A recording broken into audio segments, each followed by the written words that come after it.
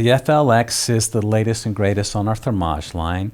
I think we launched that the beginning of 2019, and it has now taken off incredibly well. It's really remarkable to see the change from those early days. Tell us a little bit about the Thermage FLX, because there are a number of people watching right now that either don't know about Thermage or think it doesn't work. Yeah. And they haven't heard of FLX. Tell us a little bit about it. First of all, how big is the spot? How often does it cycle, and what does it do? So, you're right. They think one of those two things, or that it hurts like the dickens. Yes. Right? And because it did. Mm-hmm. And it did originally, and that was a fair thing. And you've been through 4 or 5 at least. Five generations. Five generations, right. Yeah. So this is not the old Thermage that you introduced many years ago. No, this is a brand new device. Yes. It's remarkable.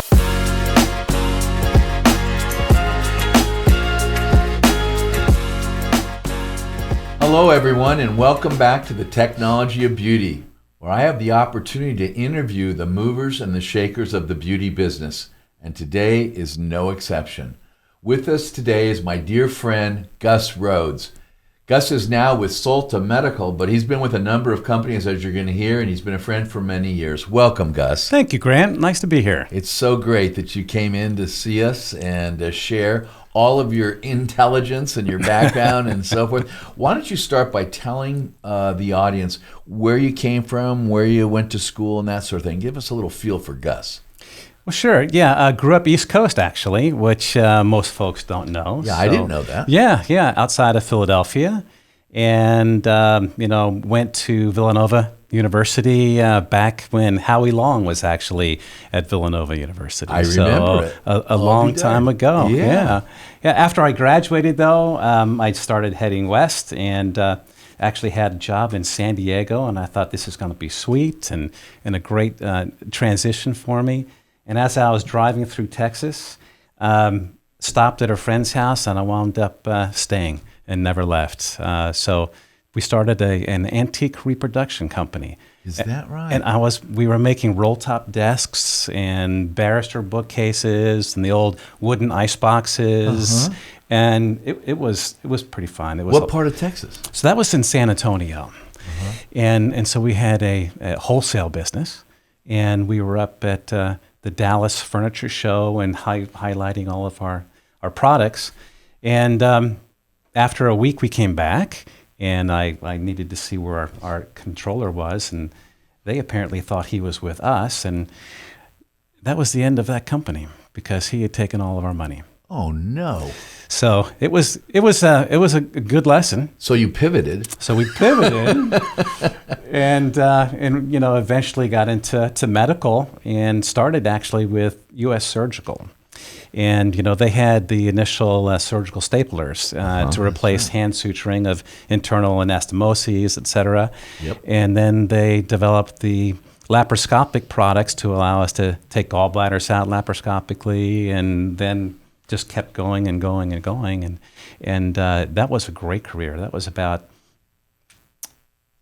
9 years, actually, that I spent with them. Didn't Dennis Condon work for them also? So I think he did spend some time there in his early days, prior to the laparoscopic approach. And so, yeah. So then how did you transition to the aesthetics field, and when? So in I guess it was late 2002, I started with a company that was actually called Thermage. And we launched the first radiofrequency skin tightening device that was called the TC3. Mm-hmm. And you remember those days. 1 centimeter. 1 centimeter tips. And and circulated how often again? It was like every 10 seconds or something? It was... It took forever. It did. I think it was 3 seconds. Okay, 3 seconds felt like 10. Yeah. And 1 centimeter. Exactly. So it took a while to treat a full face. Yes. And we really didn't know what we know now, clearly. But, at that time, we were figuring out the algorithms and making things happen. But it was in late 2004 that Dennis Condon reached out to me, and he was just about to launch the Fraxel laser. And he was telling me about how we're going to only treat a fraction of the skin rather than try and resurface the entire skin. And everyone's calling him crazy, right? Why would you want to do that? Let's just only treat a portion of the skin. Right. Makes no sense. Of course, it's turned out everything is turned fractionated now these That's days, right. and those were great days. We started with the SR 750, remember that, and I then do. went to the 1500, and then we wound up doing a series of three. We had a family of three: the Refine, which was kind of the baby. Then we had the Restore, which was the 1550, and then of course the Repair. Right. And that was outstanding. That was some of the most fun that we've ever had. And didn't that morph into the Dual? So the Repair didn't. So the Repair was the fractionated CO2. Oh, that's right. Yes. That's right. It was. Yes. Not the 1550, Right. 1927. That's right. Right. So the Restore then went to the Dual. To the Dual. That's right. Yeah. So those were So good days. you stayed with Dennis at then. It wasn't Solta yet at that point. No. So You went to Relient? I went to Relient, and I was there for about 5 years, I think, and I was doing a lot of. We all wore a lot of different hats back in those days, and so we were. Between managing strategic accounts and sales teams and working with folks like yourself to see if we could maybe get a little bit of exposure on the podium. It was just whatever we had to do, and I don't know. Do you remember? Were you at the AAD in San Antonio in 2008? I was. And we launched the Repair. That's right. Remember that? Yes, I do. And we had. Who was it? Chris Zachary had done an interview on the Today Show, and it aired the day that conference opened. Oh, and that's sweet. He was talking about the Repair because that's when we launched it, and we got so much traffic that At your booth? Also on our website, and so our website crashed 3 times that day. Because of the volume of people who were going to our website. Those are champagne problems, as Aaron loves to say. Indeed, and nothing has ever topped that. That was a great launch. We sold 100 at the booth. Did you really? 100 at the booth. What that a show! It was. They had a $10,000 deposit, and it was incredible. Nice. Yeah, it was a lot of fun. So. In 2008, do you remember what happened to the economy in 2008? Yeah, tanked. Yeah. Totally tanked. Yeah, and so, people, really didn't have a lot of money for cosmetic procedures at that time, and companies were struggling, and that was the time that Thermage and Relient decided we need to work together and merge to become Solta. Right. So that's how that happened, and at that point, honestly, Grant, I wasn't sure where that aesthetic business was going to go because the economy was tanking. And I said, guys, I think if it's all right with you, I'm going to take a pause on this. And so we agreed to go separate ways. And they continued, obviously. Right. But then I got into the interventional spine market with implants to repair and will stabilize the sacroiliac joint, and so that's down in the hip, right. and a lot of like postpartum females where their hips have changed and their sacroiliac joint gets very unstable, and the pain is excruciating, and it was really, really interesting for me. To visit different practices and actually meet patients who would tell me their story on how debilitated they were and how they could no longer work, no longer be a wife or a husband, and how this changed their life. And it really brought them their life back. It was extremely rewarding. Yeah, a lot of fun. And in that business, you stabilized the SI joint? Yes, so we had triangular implants. And so we metallic? Yeah, so it was titanium. And they were fenestrated. And so as we would get them placed into the joint itself, through the ilium, into the sacrum. And we would place 3 just like this in a row so that we would get full stabilization of that joint. And it was a very easy, percutaneous procedure. That's what I was wondering. Is it percutaneous? Yes, so just a small. Yes, endoscopic. You would lead it with a pin, place the pin first, and then you put an auger over the pin, and then just tap that implant down in place under fluoro. And make sure it's in the right spot. It continues to work. They have dominated the market. The company is called SI Bone, and SI Bone currently is the only company that actually has reimbursement from CMS for minimally invasive sacroiliac joint fixation. So you were enjoying your time there. You were changing lives of people.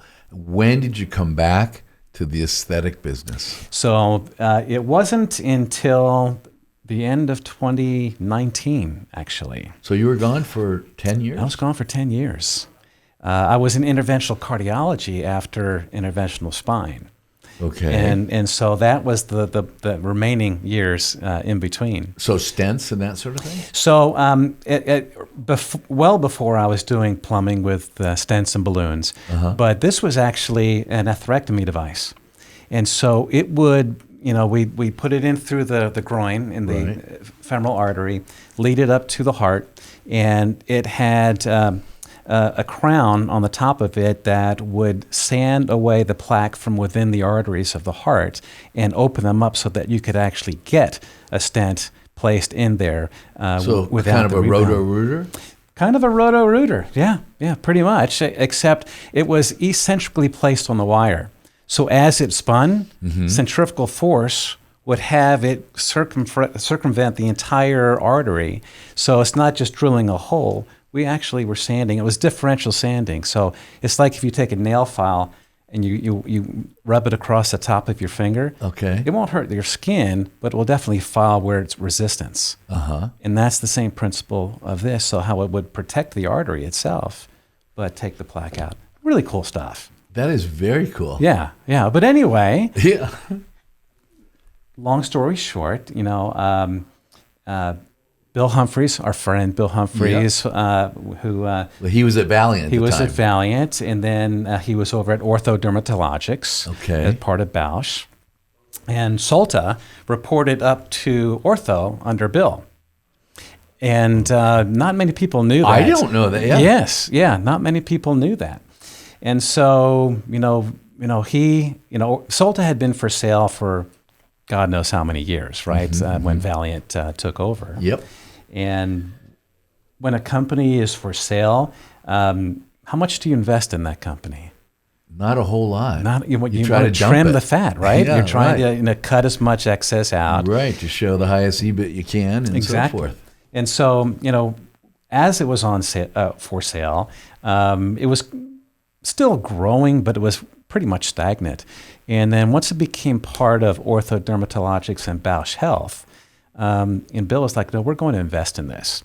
And we're going to give it the attention and the funding that it needs to grow. And, I'd love for you to come back and help with that. And Dave Hagee, our friend Dave, your neighbor, was just brought back himself. And so he reached out, and, Dave and I were at Thermage in those early days. That's right. And had been keeping in touch ever since. So you were at Thermage, then you were at Fraxel. Yeah. Reliant. Reliant, yeah. Interesting. And now you're back at Full Solta, circle. which has both Thermage and Fraxel. And our dear friend Liz also is there. Indeed, yes. Okay, yes. So what is your position now at Solta? So now I'm over all of our strategic accounts in North America. Okay. And I also help run our professional relations as I once did at Reliant, and working with people such as yourself and all of our friends out there. Right. And kind of elevating the name. But the funny thing is, though, that we're just getting out of this incredible pandemic that has forever changed the way everybody does business. Right. And you look back at how we grew, and Joe Papa, the chairman of Bausch, had a town hall meeting, and he was going through year-over-year growth of the different divisions within Bausch, and Bausch and Lomb had, I think, 2 or 3% growth year-over-year, but Solta had a 39% year-over-year growth in the last 12 months. Is that right? I didn't know It's that. incredible. Well, It's you've incredible. launched new products. Yeah. Right? Yeah, that certainly has helped. Yes. Yeah. You have the FLX for Thermage, correct? The FLX is the latest and greatest on our Thermage line. I think we launched that the beginning of 2019, and it has now taken off incredibly well. It's really remarkable to see the change from those early days. Tell us a little bit about the Thermage FLX, because there are a number of people watching right now that either don't know about Thermage or think it doesn't work. Yeah. And they haven't heard of FLX. Tell us a little bit about it. First of all, how big is the spot? How often does it cycle, and what does it do? So, you're right. They think one of those two things, or that it hurts like the dickens. Yes. Right? And Yes. and because it did. And it did originally, and that was a fair thing. And you've been through 4 or 5 at least. Yeah, 5 generations. Five Yeah. generations, right. Yeah. So this is not the old Thermage that you introduced many years ago. No, this is a thank you. brand new device. Yes, it's remarkable. So it's a 4 centimeter square tip now, so it's significantly larger, Right. and it has this AccuPulse technology. And I know you know what this is, but just for everyone else who's watching, we used to just get the general impedance of a patient by placing the tip on the forehead at first and just get what that impedance was, because this is radiofrequency, which is really electricity going through the body and coming out through a return pad in the back. And that was okay. It worked well. But this uses this technology where it takes the impedance every single pulse. So it optimizes the energy depending on the thickness of the skin in that area, the amount of adipose tissue underneath the skin, so that we're making sure to heat it to that optimum temperature to actually get the collagen contraction and get that not only 2-dimensional tightening, but 3-dimensional tightening as we contract the fiber septi within the subcutaneous space. All the while cooling with cryogen before the pulse, during the pulse, and after the pulse. So those two minimizes things, the pain. That minimizes the pain.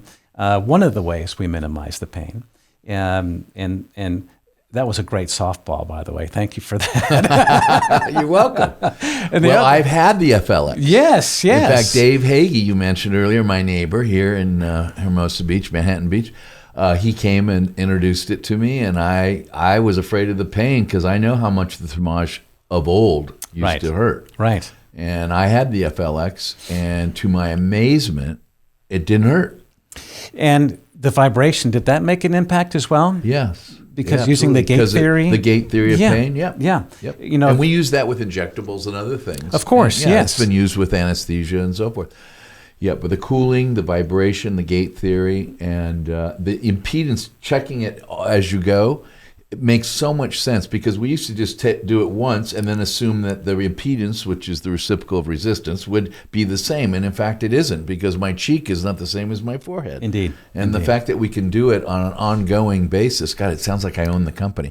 I actually have no interest in Solta or the company, but I have had an FLX. And I need another one. You reminded me. You probably do. Do need another one. This COVID has killed me. Okay, so you have the new Thermage FLX. Yes. Tell us a little bit about Clear and Brilliant, So, if you would, please. Clear and Brilliant, I believe, was launched 10, 11 years ago, and it has been an amazing laser to really address 3 things. People that want to prevent the signs of aging, right? And so I think it's probably fair to say that the millennial generation really kind of started that phase in aesthetics where they want to prevent the signs of aging. So this is a great device for that. but it's also to maintain your investment in maybe some other procedures that you've done, and to maintain that youthful look and that glow, but also to improve. There's two different wavelengths, one for fine lines and wrinkles, and one's more superficial for pigment and pore size and tone and texture.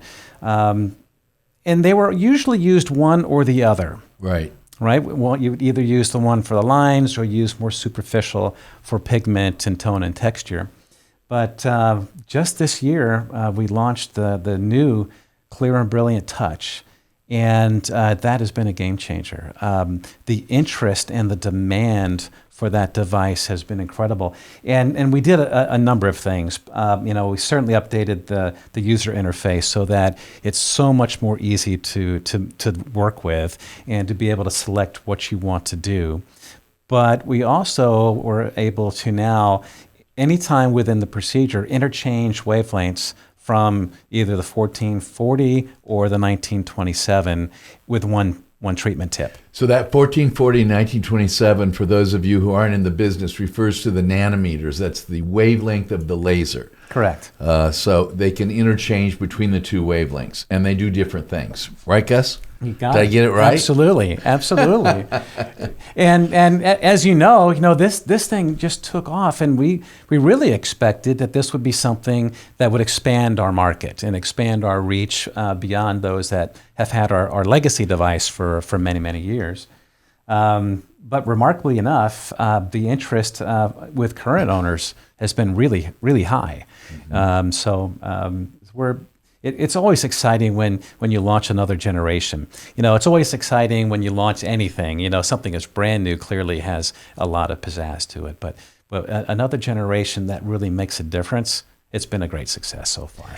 And that's probably partly to account for the 37-38% growth, right? No doubt. So the Clear and Brilliant is new. The FLX is not brand new, but it's relative, sort of new to the marketplace. What's going on with Fraxel and Fraxel Dual? Yeah, so Fraxel Dual, when we designed the Fraxel, this is something you may not know. I'm curious to see if you do. The engineers were brilliant. Len DeBenedictis and his team were stellar. I know Len very well. Yes, he was on a conference call with me just a couple weeks ago. Is that right? Yeah, great guy. Well, say hi for him for me. Well, I haven't talked to him for a while, but his team, led by Kin Chan and many others, over-engineered that device because they really wanted to make sure that this was going to be durable and stand the test of time, and not be something that was going to be breaking down often. It was the only thing we had going at the time at Relient Technologies, so we really were a one-trick pony.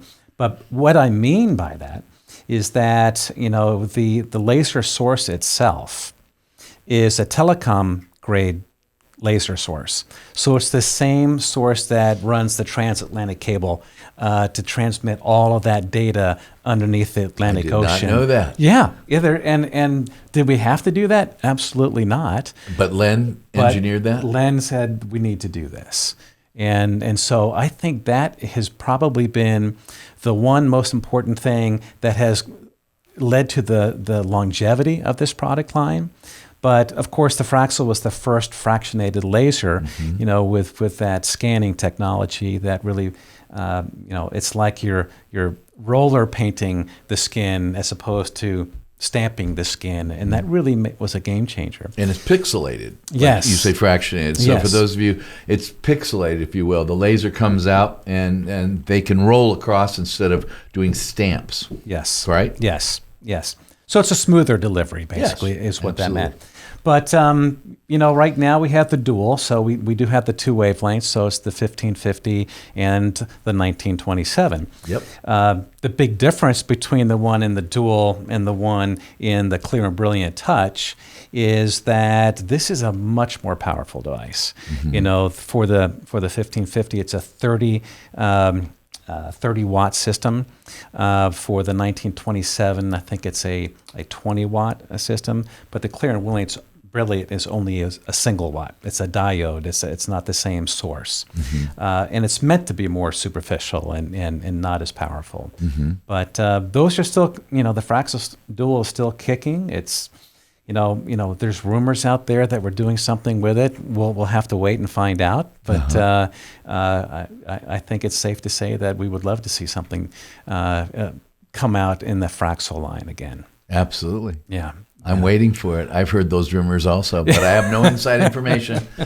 And then you're starting to market now the combination therapy of Thermage to tighten and lift and create more collagen, elastin, and so forth, and then the Fraxel Dual to smooth and remove pigment and so forth, and to talk about the surface of the skin. So you've wed them together and you're marketing them under the name Thermofracs. And we thank you very much for that, because as many of you may not know, Dr. Stevens was the one who came up with the term, the Thermofracs, back in like 2008, in those early days, wasn't it? Yes, it was when Clint Carnell sued me, I think, for infringement shame. on the terms. That's how I met Clint, who's my co-founder of Orange Twist. Exactly. And he brought that up on this program, Did he? actually. Yes, Did he? Clint brought that up. He came into my office and said, I've got to sue you for using that name, Fraxel or Thermofracs. Well, I'll tell you, it was a brilliant move, because you were well ahead of the times. No one was really thinking about combination therapy, and many companies were really just thinking about monotherapy. Right. But as we know, when we look at any patient that comes into your door, no one technology is going to address everything they need. And so being able to combine, the Fraxel laser with the tightening of Thermage was a brilliant move. Corporately, with your help, we have really over the last year launched this Thermofracs campaign. Yes. And putting together a lot of not only physician marketing materials, but direct to consumer, because we really think that this speaks so near and dear to people who have been on Zoom calls for the last 18 months, who have been working from home, and they're looking at themselves on the screen as we are now and saying, I look like crap, and I need to do something to help tighten and brighten my skin. So we're going to continue with that, no question, and look to expand that market. And one of the things I guess, while we're talking about Zoom, yes, can I bring up the eyes? Sure, absolutely. Because there's not a lot to treat the eyes, and Thermage is one of the only technologies that you can actually treat right over the eyelid safely, to get rid of that crepiness and brighten those eyes up and open them up so that those Zoom calls appear a little bit better.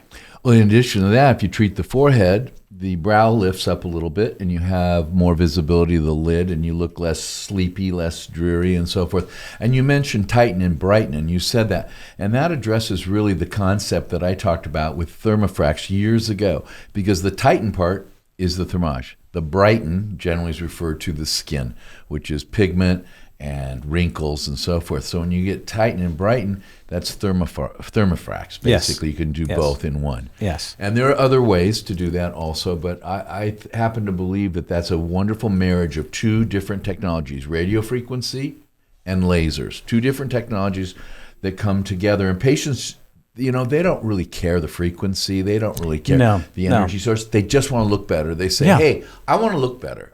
I look terrible on my Zoom calls. All this stuff about Zoom neck and Zoom eyelids and looking down and all. And we get calls all the time because people are looking at themselves so much.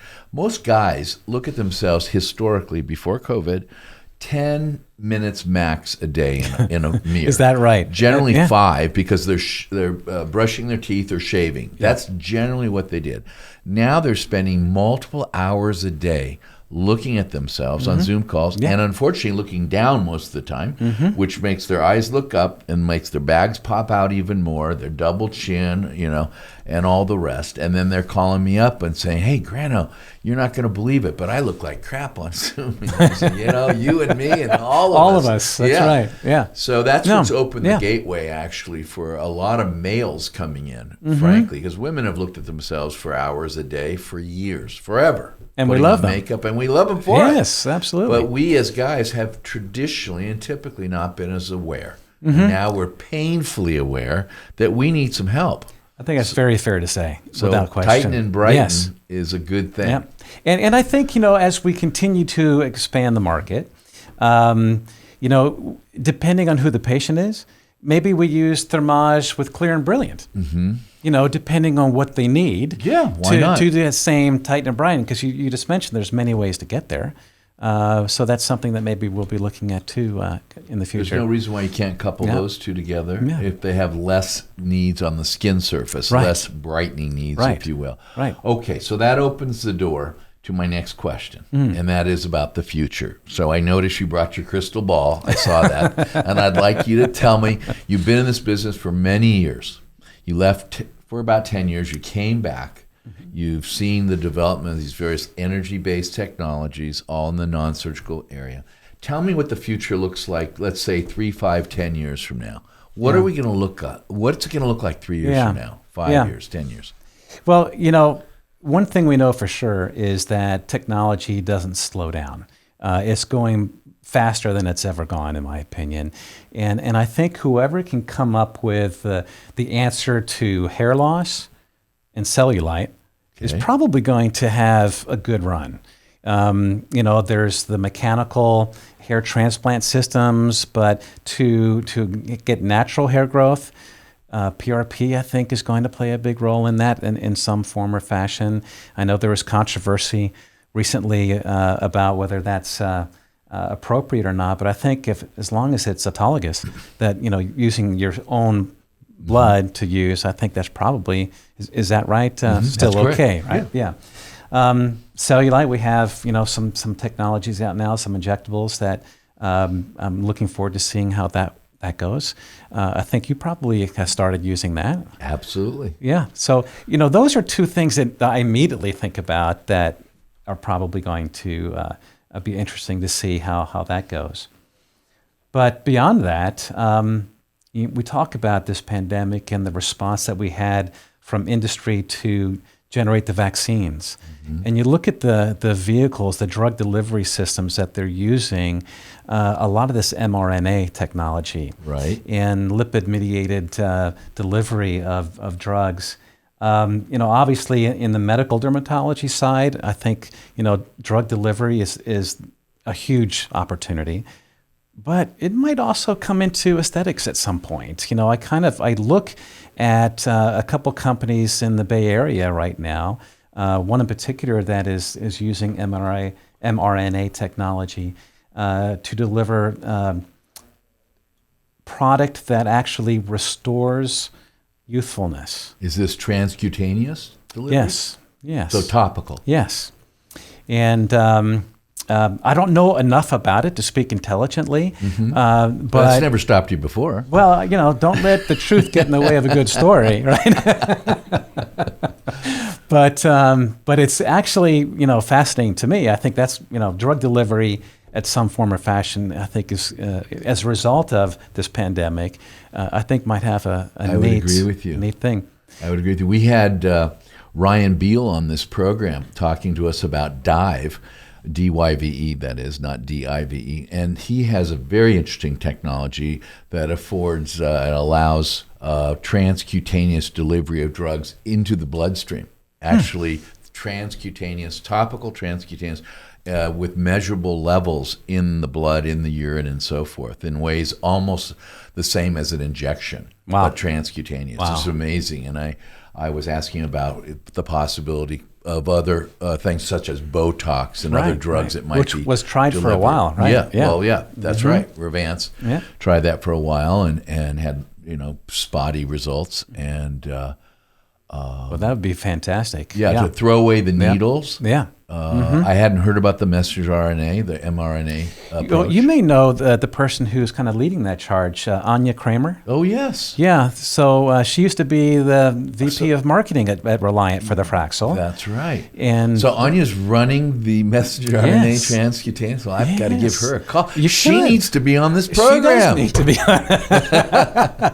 She does. But it, I just was talking to her a number of weeks ago, and she was telling me, this regenerative property that they're beginning to see. Early stage, there's much work to be done, but fascinating stuff. Well, sign me up. Yeah. Yeah. Well, listen, Gus, we could be talking for days on this, and I want to thank you so much for coming here from My Texas pleasure. and Thank you for having appearing me. on our program here in beautiful Manhattan Beach. Always you're good always to see welcome, you. and I love working with you. Well, and can't wait to both hear ways. about new developments at Solta with Fraxel and various other exciting technologies. We'll have to get together in the mountains too sometime soon. Absolutely. I look forward to it. And hopefully I'll be seeing you shortly at Cosmetic Boot Camp. We'll see you in Aspen. Absolutely. So I'd like to thank all of you for joining us once again here at the Technology of Beauty, where we get to interview the movers and the shakers of the beauty business. And today we learned all about Gus Rhodes and Solta and where he came from and where we're going and his predictions for the future with transcutaneous, topical rejuvenation of our skin and our bodies. So thank you once again, Gus, for thank coming. you. And thank you all for joining us. I'll see you each and every Tuesday on the Technology of Beauty.